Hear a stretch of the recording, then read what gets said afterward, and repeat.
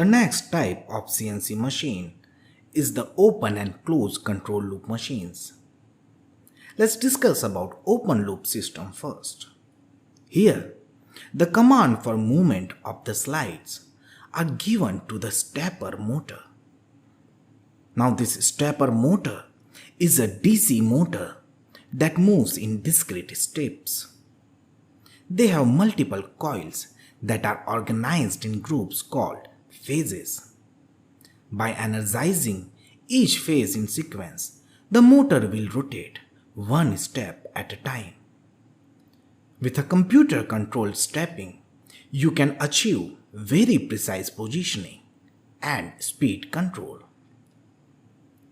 For each signal in the CNC machine, the stepper motor moves by a fixed angle and causes a fixed movement of the slide.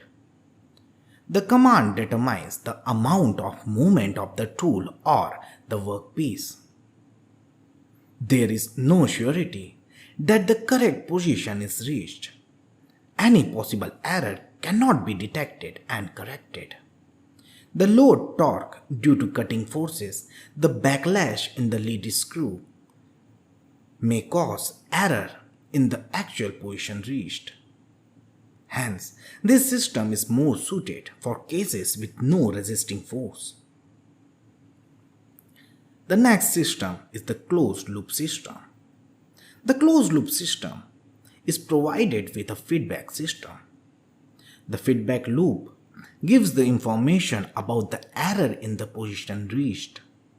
The input device compares this data with desired data and the corrective action is taken.